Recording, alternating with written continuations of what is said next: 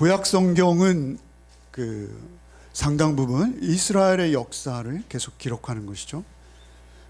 그런데 사실 그 이스라엘의 역사가 지금 우리가 묵상하는 본문을 마지막으로 끝을 보고 있는 것입니다. 다윗 왕조, 인간의 몸으로서 인간 다윗의 혈통을 잇는 왕조는 이제 막을 내리는 것이죠. 역사 속에서 사라지는 것입니다.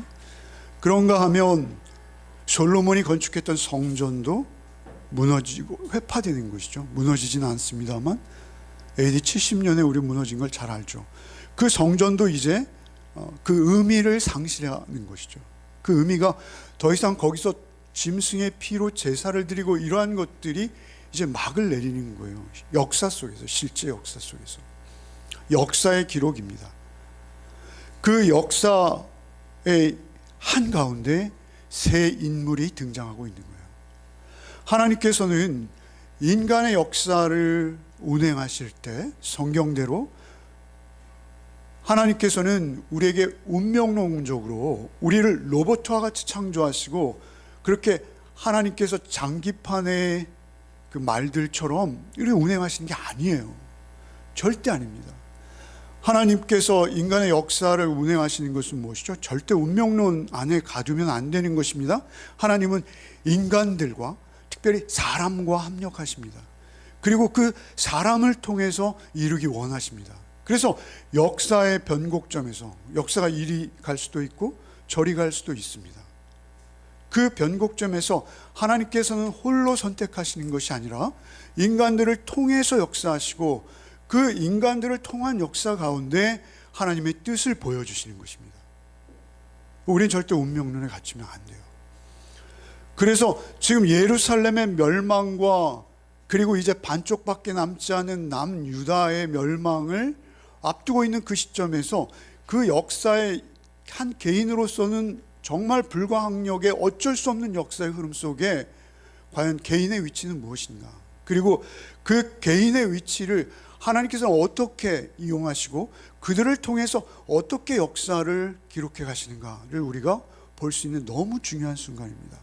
사실 구약 성경 전체의 결론이기도 하고 이 부분은 그냥 있었던 어떤 지엽적인 한 사건과 그 사건을 배경으로 하는 어떤 의미 하나를 도출해내는 것이 아니라 성경 전체를 통해서 아주 중요한 순간에 이르렀고 그 중요한 엄청난 순간에도 사실은 한 개인 개인의 성품과 한 개인 개인의 성격과 그들의 상황을 통해서 하나님이 일하고 계시다라는 것입니다. 그래서 우리 개인의 선택이 중요한 것입니다.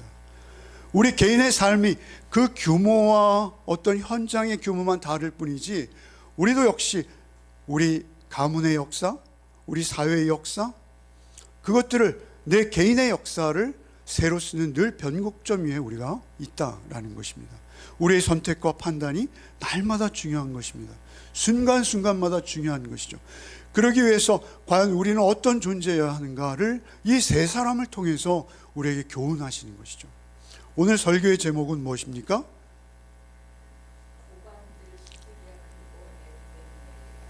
감사합니다. 모범생은 한 분밖에 안 계십니다. 예. 그렇게 세 무리로 나뉘어지는데 그들은 너무나 판이하죠. 너무 각각 다릅니다. 예레미야는 하나님의 사람으로 하나님의 선지자로 하나님의 말씀을 대언하기에 예레미야 예외입니다. 그 말씀에 반응하는 모습들이 고관들과 시드기야와 에벳멜렉과는 너무나 다른 모습들인 것이죠. 사실 우리도 그 가운데 속할 수밖에 없고 우리도 그 가운데 하나일 수밖에 없습니다. 그들의 성품과 그들의 상황에서 그들의 선택과 판단을 바라보면서 과연 나는 어느 자리에 서 있고 나의 인생이 어느 곳으로 의도되어질까, 우리의 의지를 하나님의 도우심 안에서, 은혜 안에서 다시 한번 다지는 시간이 되시면 좋겠습니다. 그렇게 할 때 우리가 하나님 앞에 어떤 모습으로 서고 쓰임받을 것인가가 하나님과 우리의 합력함 속에서 이루어져 간다라는 것이죠. 굉장히 큰 거시적인 안목에서 우리가 이 사건들을 볼 필요가 있다라는 것입니다. 1절부터 먼저 4절까지만 읽겠습니다. 다 읽어서 아시죠? 지난주에 묵상하셨어요? 저보다 더 잘하시는 분도 계실 거예요. 그러나 한번 다시 읽겠습니다. mat단의 아들 스바다와 바술의 아들 그데라와 셀렘의 아들 유갈과 말기야의 아들 바술이 예레미야가 모든 백성이 이른 말을 들은즉 이르기를 여호와께서 이와 같이 말씀하시되 이 성에 머무는 자는 칼과 기근과 전염병에 죽으리라.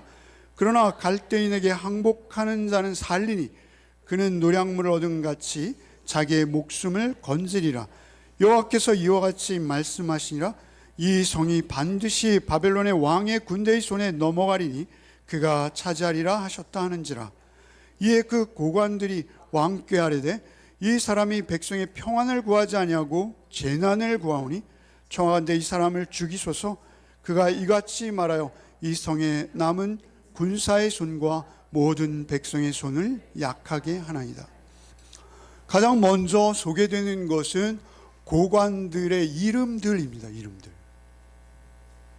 우리에겐 익숙하지 않지만 당시 유다인들에게는 상당히 익숙했던 이름들일 거예요. 날마다 뉴스를 켜면 나오는 그 이름들일 것입니다. 그런데 그 4명이 소개되고 있는데 그 4명 다 그의 아비의 이름과 나란히 소개되고 있어요.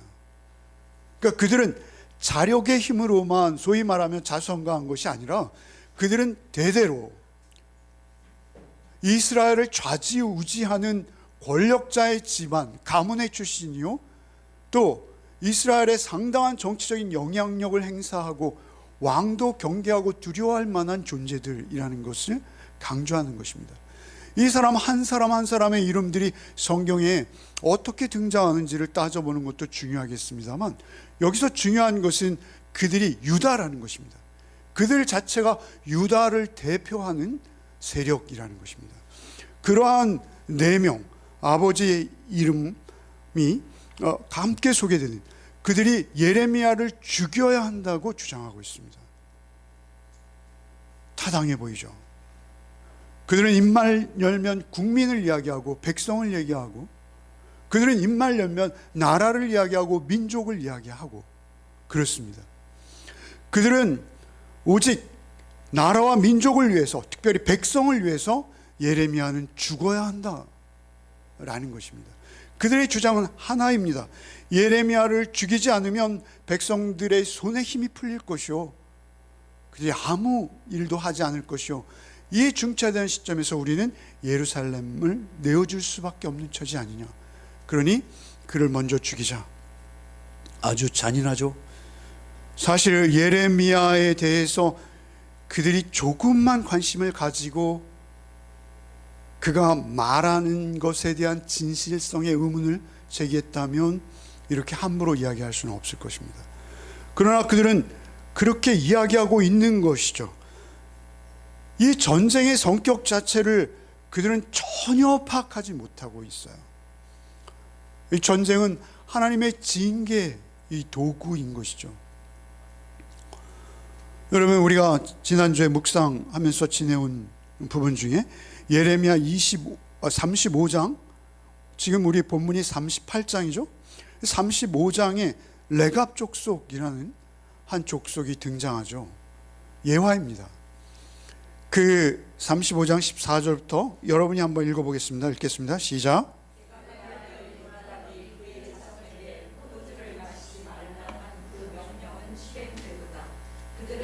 선지의 명령을 순종하며 물까지 마시지 아니하거나 내가 너희에게 말하고 끊임없이 말하여도 너희는 내게 순종하지 아니하도다. 내가 모든 선지자를 너희에게 보내고 끊임없이 보내며 이르기를 너희는 이제 각 약한 길에서 돌이켜 행위를 고치고 다른 신을 따라 그를 섬기지 말라. 그리하면 너희는 내가 너희와 너희 선조에게 준 이 땅에 살리라 하여도 너희가 귀를 기울이지 아니하며 내게 순종하지 아니하였느니라. 레갑의 아들 요나답의 자손은 그의 선조가 그들에게 명령한 그 명령을 지켜 행하나 이 백성은 내게 순종하지 아니하도다. 그러므로 만군의 여호와 이스라엘의 하나님께서 이와 같이 말씀하시니라. 보라, 내가 유다와 예루살렘의 모든 주민에게 내가 그들에게 대하여 선포한 모든 재앙을 내리니 이는 내가 그들에게 말하여도 듣지 아니하며 불러도 대답하지 아니함이니라 하셨다라. 제가 15절 밑줄을 그었습니다. 밑줄을 그은 이유는 무엇이죠? 원인입니다. 원인. 그들이 바벨론이라는 불에 그을린 막대기로 치리함을 당하는 원인이 무엇입니까? 그것은 15절에 각기 악한 길에서 돌이켜 행위를 고치고 다른 신을 따라 그를 섬기지 말라. 그리하면 너희는 내가 너희와 너희의 선조에게 준 이 땅에서 살리라. 하나님께서는 계속 마지막 순간까지, 그 성이 함락되어 바벨론의 수중에 떨어지는 그 순간까지 하나님께서는 계속 그들을 돌이키라고 기회를 주십니다. 그러나 그들의 현재 위치는 어디입니까? 다른 신을 섬기고 있는 거예요. 그래서 지금 17절에 보면 내가 그들에게 말하여도 듣지 아니하며 불러도 대답하지 아니하며, 하나님께서 그들을 부르는데도 대답하지 않은 거예요.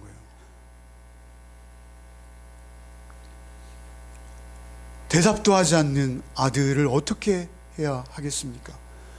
그들을 징계해서라도 하나님의 자녀로 회복시키는 것 밖에는 그들에게 생명을 줄 수 있는 길이 없는 것입니다. 그래서 하나님께서는 그들을 돌이키기로 작정하신 것이죠. 사실 레갑 족속에게 그 조상들이 너희 포도주 먹지 마, 너희 집도 짓지 마, 포도원도 만들지 마, 굉장히 자기의 욕망을 다 내려놓으라는 이야기거든요. 그런데 레갑 족속은 그 말씀을 철저히 준행했어요. 레갑 족속 그 하찮은 그들도 그 조상의 말을 이렇게 두렵고 떨림으로 몇 대가 지나도록 지키고 있건만 너희는 하나님께서 너희를 이토록 부르시는데도 대답도 하지 않는구나. 대답도 하지 않는구나. 불러도 대답이 없구나 라고 말씀하시는 거예요. 사실 이 35장의 사건과 오늘 37장 본문 사건에 또 한 사건, 기가 막힌 사건이 있죠. 무엇입니까? 동족을 노예 삼는 것입니다. 동족을 노예 삼아요. 악하죠. 여러분, 우리나라도 그랬습니다. 다른 나라들은 아프리카 사람들을 잡아오거나 전쟁에서 포로가 된 자를 노예 삼았다면 그들은 동족을 노예 삼아버려요. 악하죠. 그런데 그들은 하나님의 나라입니다. 하나님이 통치하시고 하나님이 다스리시는, 이웃을 내 몸처럼 사랑을 하셨는데 한 형제요 동족임에도 불구하고 그들이 빚을 졌다는 이유로, 어떠한 이유로 한번 노예로 되면 사실 6년 이상 누군가를 자기의 종으로 부릴 수 없도록 법제화되어 있어요. 그런데 그는 종신 노예를 삼는 거예요. 그래서 어떻게 됩니까? 그 36장인가요? 7장인가요? 그들이 바벨론 군대가 예루살렘을 포위하니까 하나님의 말씀을 기억하고 그들이 포로를 놓아줍니다. 포로가 아니라 노예들을 해방시켜줘요. 돌아가라. 처자식에게 돌아가라. 그러자 그들이 자유를 얻었어요. 근데 곧 바벨론 군대가 물러가요. 철수해요. 그러니까 어떻게 해요? 그 노예들을 다시 잡아들여요. 다시 잡아들여요. 얼마나 악한 겁니까? 그들이 그것을 자신들의 기득권이라 여기는 거예요. 기득권. 그들은 백성을 사랑하고 국민을 사랑하고 뭐 나라와 민족을 사랑하고 말하고 있으나 그들이 지키고자 하는 것은 그들이 대대로 이어져 내려온, 그리고 그들이 상속받은 그 기득권을 지키고 싶은 거예요. 나중에 보면 결국 왕과 고관들은 바벨론이 함락되어졌을 때 그 타이밍을 기가 막히게 재고 성을 탈출하는 데 성공합니다. 그런 것이죠. 여러분, 어려움을 당할 때 가장 어려운 자는 누구냐면요, 그 사회에서 가장 소외된 가난한 자들부터 어려움이 찾아오는 것입니다. 부자들은 3년을 망해도 버틸 수 있어요. 그 가난한 자들이 압제와 고통을 뒤로하고 그들은 자기들만 살겠다고 예루살렘 성을 기꺼이 버리고 먼저 도망해요.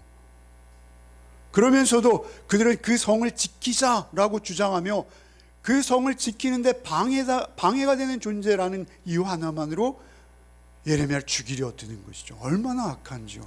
얼마나 이율배반적인지요. 그들이 예루살렘 버리고 도망가다 다시 잡혀오는 모습을 보죠. 여러분, 속으면 안 됩니다. 속으면 안 됩니다. 속이는 것은 나쁘지만 속는 것 또한 스스로 속는 경우가 많습니다. 그래서 우리는 늘 깨어 있어야 하는 것이죠. 시드기야가, 여기까지가 고관들의 모습이에요. 그리고 이제 등장하는 게 시드기야의 모습이죠. 5절 6절 한번 읽겠습니다. 시드기야 왕이 이르되 보라, 그가 너희 손안에 있느니라. 왕은 조금도 너희를 거스를 수 없느니라 하는지라. 그들이 예레미야를 끌어다가 감옥들에 있는 왕의 아들 말기야의 구덩이에 던져 넣었을 때 예레미야를 줄로 달아내렸는데 그 구덩이에는 물이 없고 진창뿐이므로 예레미야가 진창 속에 빠졌더라. 그래서 그들이 이제 예레미야를 죽이기 위해서 왕에게 건의를 하죠. 그러자 왕의 반응이 무엇입니까? 그가 너희 손에 있느니라. 너희 손에 있어. 왕은 조금도 너희를 거스를 수 없느니라. 얼마나 비겁합니까? 사실 시드기야는 예레미야를 신뢰하고 있었어요. 어느 정도는 존경하고 있었을 거예요. 왜냐하면 자기 주변을 둘러싸고 있던 거짓 선지자들의 예언이 예언하는 족족 빗나갔거든요. 그들이 얼마나 거짓되고 허황된 것을 그는 뼛속 깊이 느끼고 있었을 거예요.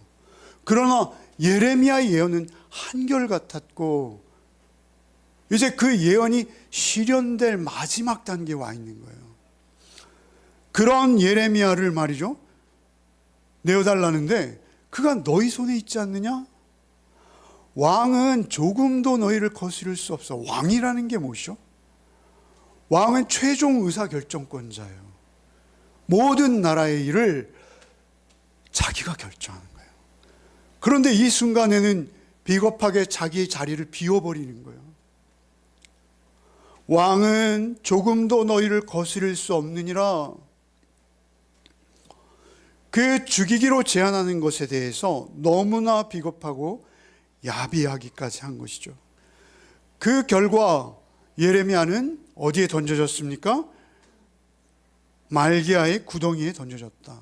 말기야는 왕의 아들로 소개돼요. 말기야는 자기 집 마당에 우물을 가진 부유한 자예요. 그런데 그 우물이 말라버렸어요. 그리고 진창이에요. 거기에 예레미야를 던지는 것이죠. 던졌다 또는 달아내렸다 이렇게 표현되고 있어요. 그럼 이것은 하나님의 말씀을 대변하는 하나님의 사람을 버리는 것이고 하나님의 말씀을 버리는 거예요. 그래서 그 진창 구덩이에 버렸는데 일부 주석가들은 그 진창이 목까지 오는 진창이다 이렇게 말하고 있어요. 목까지 오던 허리까지 오던 무릎까지 오던 진창이라는 곳은 위험한 곳입니다. 춥고 물도 없어요. 마실 물도, 먹을 음식도 없습니다. 진창, 밑이 진창이라면 앉을 수도 없죠. 다리에 힘이 풀리면 어쩔 수 없이 앉아야 되겠죠. 배가 고프고 마시지도 못하는데요. 그러다 졸리면 자야 되겠죠. 잔다는 건 무엇입니까? 죽음을 의미하는 것입니다. 그들은 자신들의 손에 피를 묻히고 싶지 않았던 거예요. 그래서 그냥 그 진창에 달아내리면 곧 죽을 것을 알고 있는 것이죠. 마시지 못한 채 이틀을 넘기고 서 있을 수 있는 사람은 없다 하죠. 제일 잔인한 고문은요, 사람을 재우지 않는 것입니다. 잘 수밖에 없는 거예요. 진창에서 잠들면 죽는 거예요. 그런 절박한 순간에 또 다른 한 인물이 등장하고 있는 것이죠. 시드기야가 그렇게 다중인격자죠. 예레미야를 몰래 불러서 하나님 뭐라 하시디? 라고 물어보고 그리고 죽도록 내주는, 스스로를 속이는 자입니다. 7절부터 읽겠습니다. 마지막 13절까지를 여러분 읽겠습니다. 시작.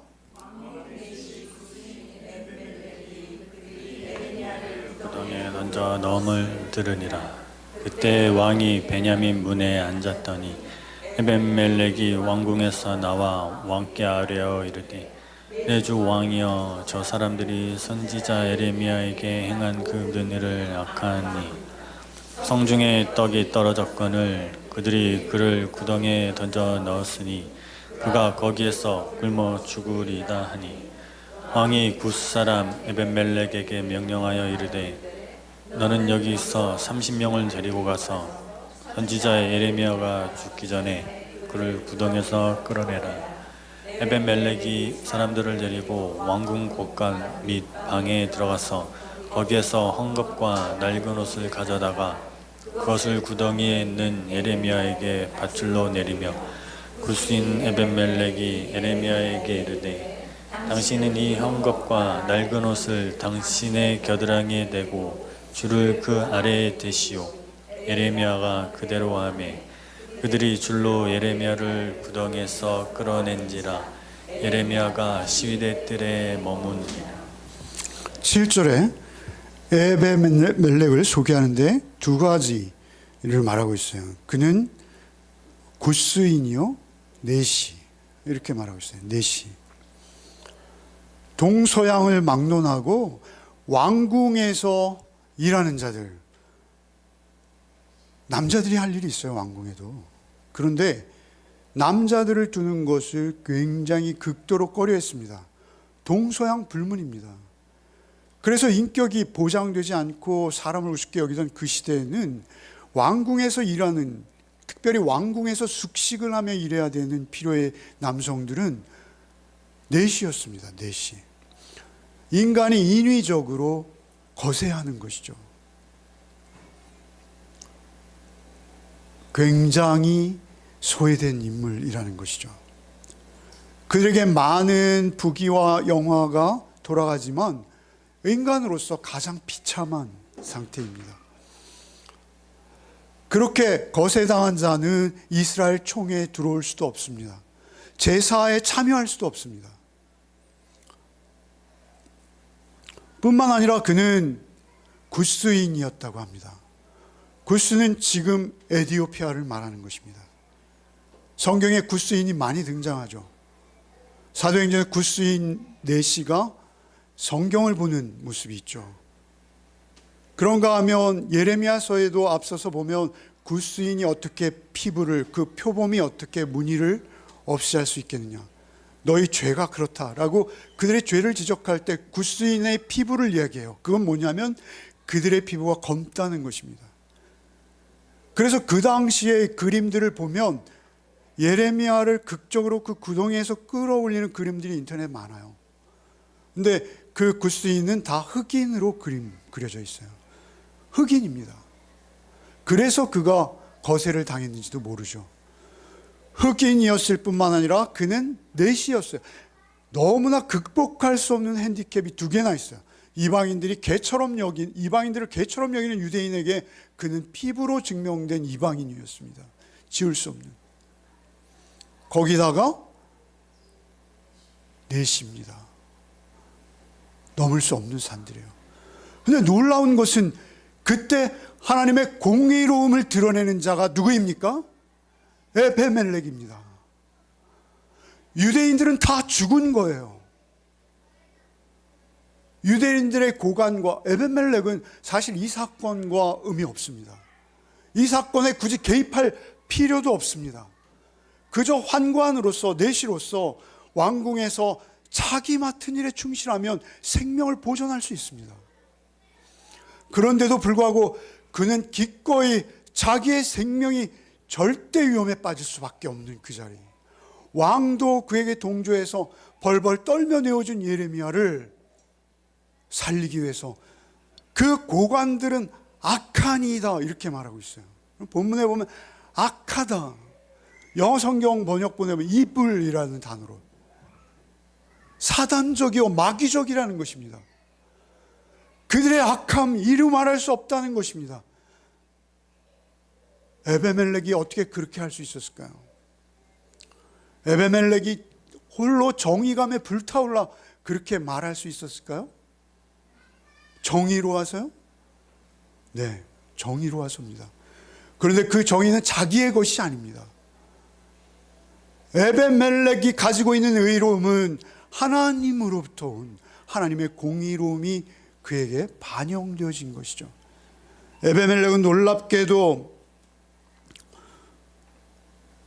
38장 18절에 39장 18절에 보면 나중에 예루살렘이 점령되어졌을 때 하나님께서 특별히 에베멜렉을 위해서 몇 절의 말씀을 할애하세요. 내가 나를 믿음이라, 내가 너를 살리는데 이유는 하나라는 거예요. 뭐예요? 네가 나를 믿었다라는 것입니다. 에베멜렉은 놀랍게도 예레미야의 음성을 듣고 있었던 거예요. 그리고 유대인들의 죄악된 모습들을 보고 있었던 거예요. 그리고 하나님께서 그 유대인들을 돌이키고자 예레미야를 사용해서 하나님의 음성을 전하고 있었던 것을 믿고 있었던 거예요. 너는 나를 믿었다라고 하나님 말씀하세요. 그 믿음은 하나님 주신 것이죠. 우리가 예수 믿게 된 것은 은혜의 선물입니다.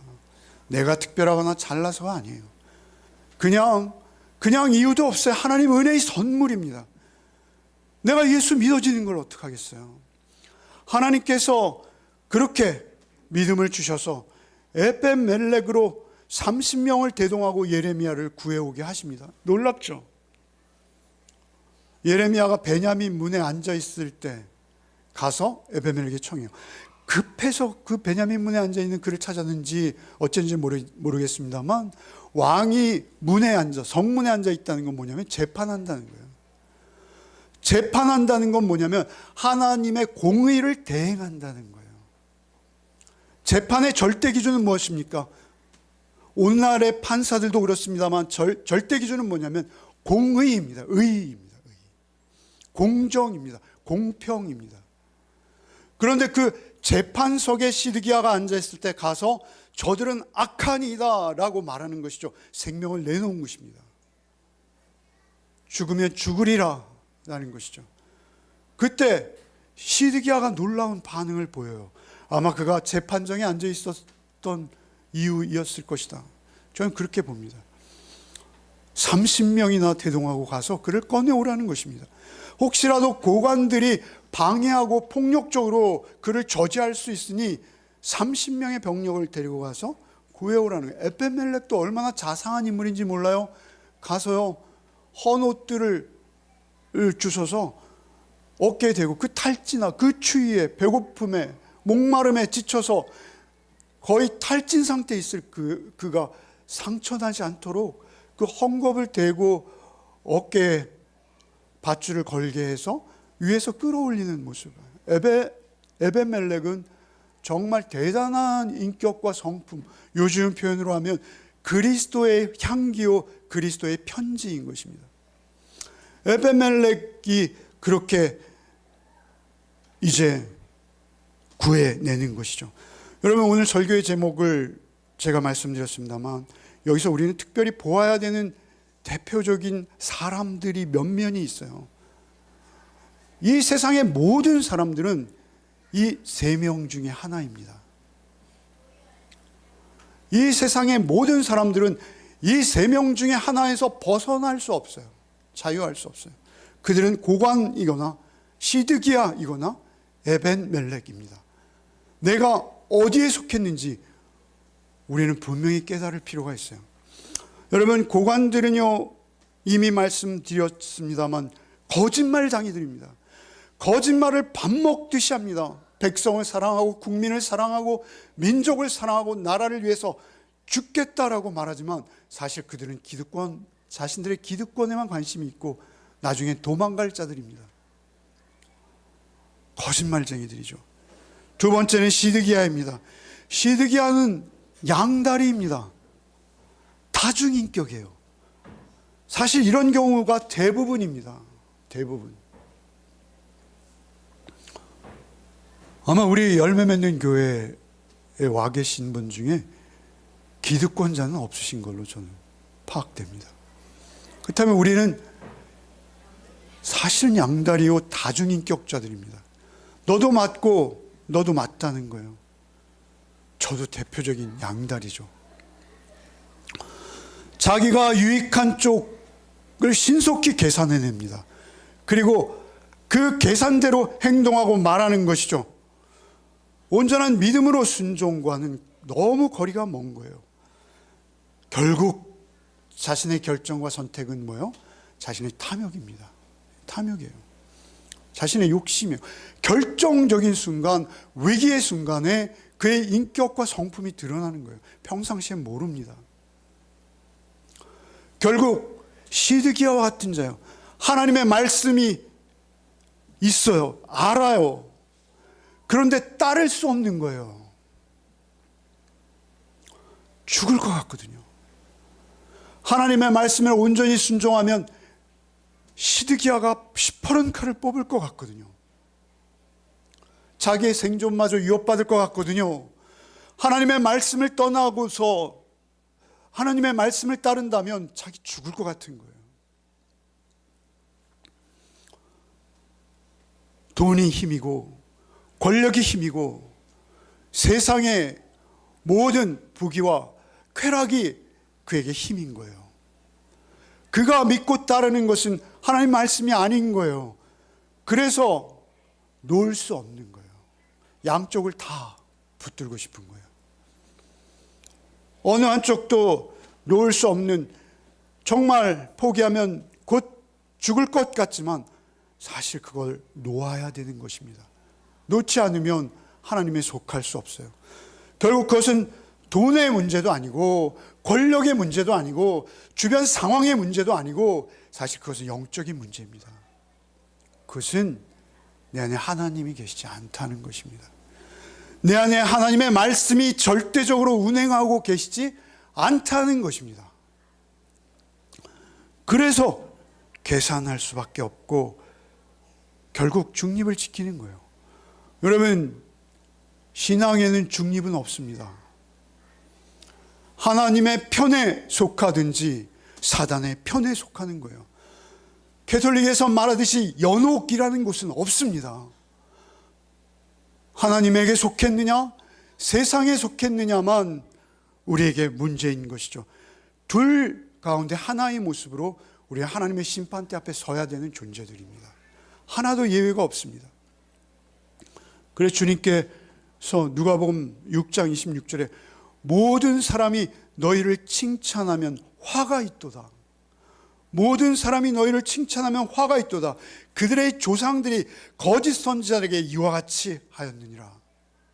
얼마나 정곡을 찌르는 말씀이십니까? 모든 사람의 칭찬 받을 생각 하지 마시기 바랍니다. 우리에게 있어서는 어느 한쪽에 속해야 하는 것이죠. 여러분, 그 고관들, 그리고 시드기야, 그리고 마지막 에벤멜렉이 있습니다. 에벤멜렉, 에베드, 멜렉라는 두 단어의 합작입니다. 에베드라는 것은 종, 노예 이런 의미입니다. 멜렉은 왕입니다. 왕. 에벤멜렉, 왕의 종이라는 거예요. 왕의 노예라는 것입니다. 그는 대단한 성품이죠. 내 주 왕이여, 저 사람들이 선지자 예레미야에게 행한 모든 일은 악하니이다.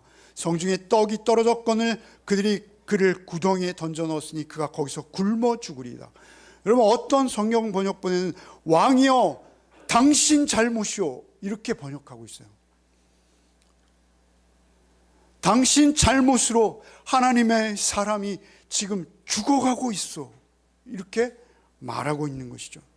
어떻게 이렇게 행동할 수 있는지요? 그가 하나님을 믿는 믿음으로 이렇게 할 수 있었다라는 것이죠. 그의 힘이 아닙니다. 그의 능력이 아닙니다. 그가 하나님을 온전히 믿었던 거예요. 하나님을 온전히 믿을 수 있는 그 힘과 능력과 용기는 어떻게 도대체 가능할까요? 어떻게 우리도 마지막 순간까지 그러한 삶을 살아낼 수 있을까요?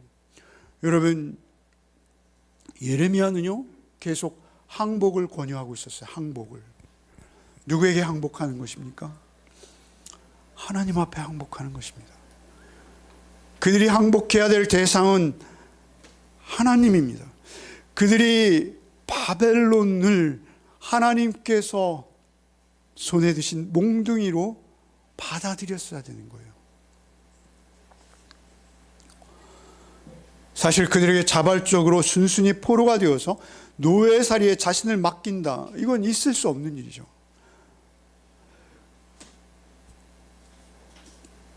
그들이 죄악으로 인해서 하나님께서 마지막까지 긍휼을 베푸시며 이제 마지막 남은 순종의 기회가 막 지나가고 있음에도 불구하고 그들은 포로될 수는 없는 거예요. 그들이 바벨론에 항복한다는 건 너무나 큰 수치예요. 자기가 스스로 낮아지는 거예요. 그리고 고난과 고통을 스스로 자처하는 거예요. 그 고관들은 자기의 모든 기득권을 내려놨어야 하는 것이고요. 시드기야는 자기의 왕좌에서부터 스스로 내려앉아야 하는 것입니다. 그렇지 않고 하나님 앞에 순종할 수 있는 길이 없어요. 그런데 놀라운 것은 하나님께서 순종만 하면 끌려가지 않는다는 거예요.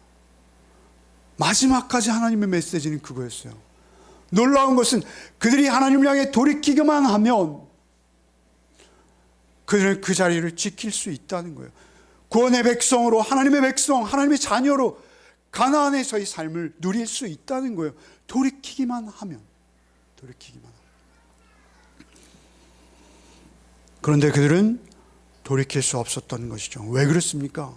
그들의 눈에 예루살렘이 보이기 때문에 그래요. 그들의 눈에 현실이 보이기 때문에 그래요. 예루살렘은 난공불락의 성입니다. 여러분, 예루살렘은 결코 정복될 만한 성이 아니에요. 천의 요새에다 산에다가 또 성을, 엄청난 성을 쌓아놓았기 때문에 원래 다윗이 그 성을 빼앗을 때 하나님의 은혜였어요. 그 성을 지키던 자들이 뭐라 합니까? 맹인과 다리 저는 자들이 이 성을 지켜도 이 성은 무너지지 않아. 얼마나 견고하고 두꺼운지요, 높은지요. 맹인이 이 성을 지켜도 너희는 이 성을 함락할 수 없어. 다윗을 비웃으며 그들이 하던 말이에요. 그 예루살렘 성을 보고 있었어요. 더군다나 거기에는 성전이 있었어요. 지금까지 하나님을 제사하는 그 성전이 이방인의 손에 떨어진 적이 한 번도 없습니다. 그래서 절대 예루살렘은 불패다 라는 그들의 잘못된 신학이 또 뒷받침하고 있었어요. 눈에 보이는 것, 인위적이고 물리적인 그 성벽이 그들을 신뢰하게 만든 거예요. 그들이 그것을 믿은 거예요. 그러나 사실 눈에 보이지 않는 하나님의 음성이 진리였던 것이죠.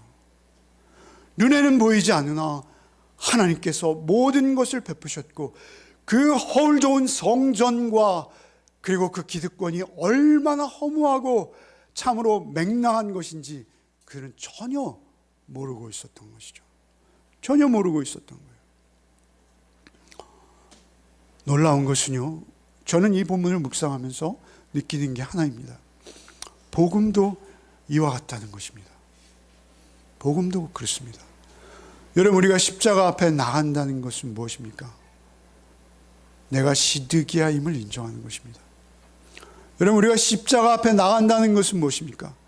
내가 그 고관들의 입장에 설 수 있는 자라는 것을 인정하는 것입니다. 여러분, 십자가에 아무나 나갈 수 없습니다.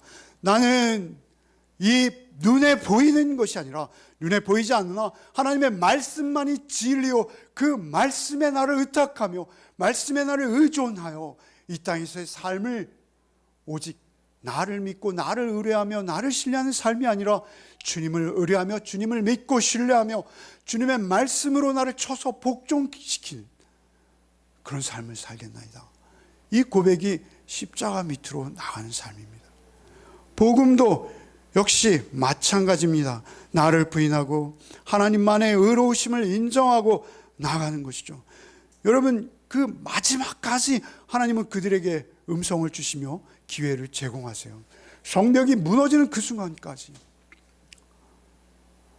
여러분, 저는 우리가 넘어가면 38장 묵상하면 39장에 또다시 말하죠. 너희들 항복하면 살 수 있어. 마지막 시드기야에 경고하죠. 여러분, 37장에서 42장까지는 시대순입니다. 그 시간순이에요. 예레미야 시간순이 아닌데 그 시간순에서 마지막 경고까지 시드기야는 외면하죠.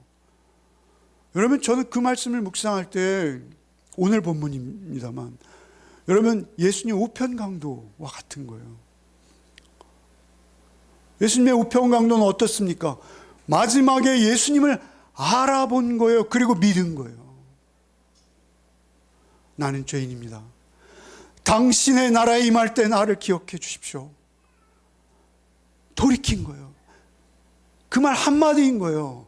그러나 돌이키는 즉시 너는 나와 함께 낙원에 있을 것이다. 그것이 얼마나 놀라운 돌이킴입니까? 그것이 하나님의 은혜입니다. 우리의 인생의 막바지에 이르렀다 해도 우리는 염려할 것이 없습니다. 걱정할 것이 없습니다. 늘 우리는 돌이키면 되니까. 왜 나 같은 벌레만도 못한 나를 하나님이 이토록 사랑하십니까? 왜 나를 구원하십니까? 라고 우리가 고백할 수만 있다면 하나님께서는 우리를 그대로 버리지 않으십니다. 우리는 사실 다 그 고관들의 위치에 있던 자들입니다. 우리는 시드기야의 입장과 같은 자들이었어요. 그런데 주께서 오직 은혜로 우리를 찾아오셔서 에벤멜렉 삼으시기 원하시는 것입니다. 거기에 우리가 반응해야 하지 않겠습니까? 하나님께서 우리를 왕이요 제사장으로 초청하시는 거예요, 여러분. 베드로 사도께서 우리를 왕이요 제사장이라 하지 않습니까? 우리는 스스로 시드기야 왕과 같은 자리에 있던 자들이오나 우리는 그 왕좌를 주께 양보한 자들이에요. 우리는 내가 왕이 되어서 스스로 자행자재하며 멋대로 세상을 살 수 있는 자였으나 하나님께서 그 자리에서 십자가로 찾아오사 나를 내려주시고 그 자리에 주님이 대신 올라가 주신 거예요.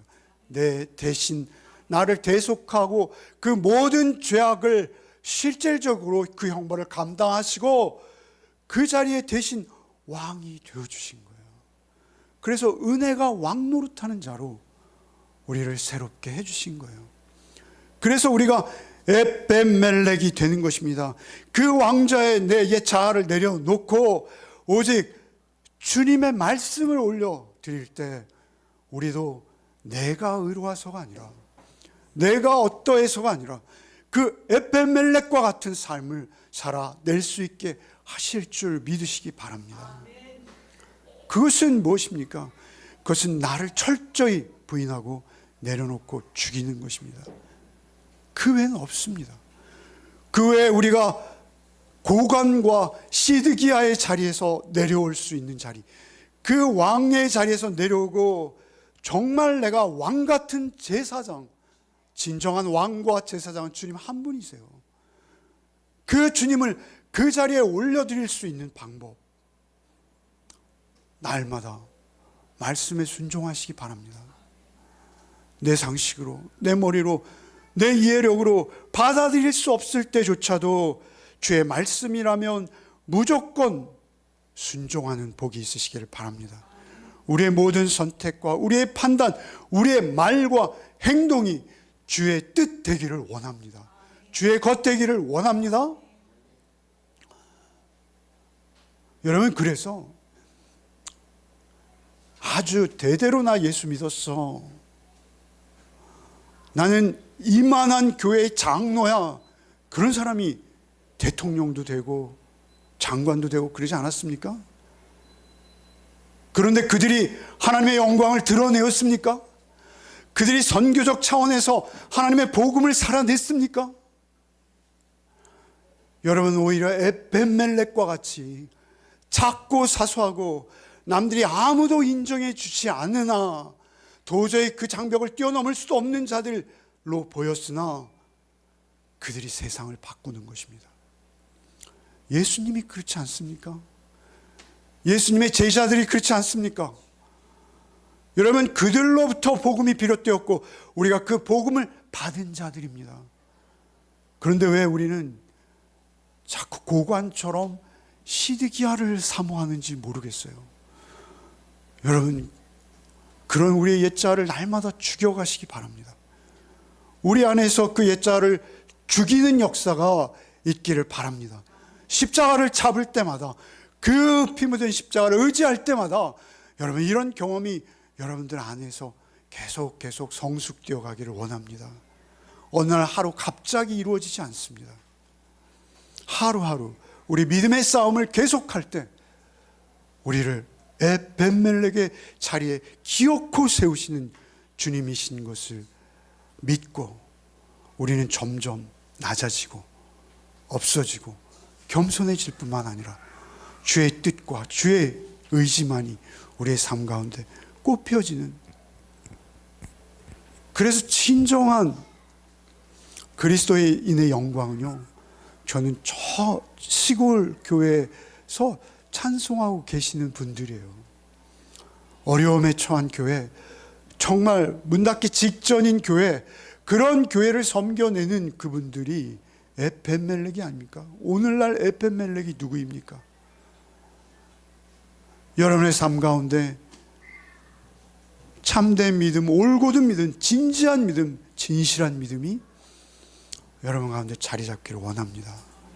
그리고 그 가운데서 실망하지 아니하시고 하루하루 믿음의 열매들을 맺어가는 복이 있으시기를 바랍니다. 주님, 우리는 시드기야와 같았고 우리는 고관들의 자리를 사모했던 자들임을 주님 아십니다. 주여, 우리를 불쌍히 여기시고 우리를 긍휼히 여겨 주시옵소서. 우리의 모든 죄악을 주님께 내려놓사오니 주 오직 주님만이 우리의 왕이시오, 우리의 제사장이시오, 나의 생명의 주인이심을 날마다 우리의 말과 행동으로 고백해내는 복이 우리에게 있게 하여 주옵소서. 하나님의 종, 진정한 왕으로 우리 주님만을 모시는 또 한 주간의 삶이 되게 하여 주옵소서. 예수 그리스도 이름 받들어 기도하옵나이다. 아멘.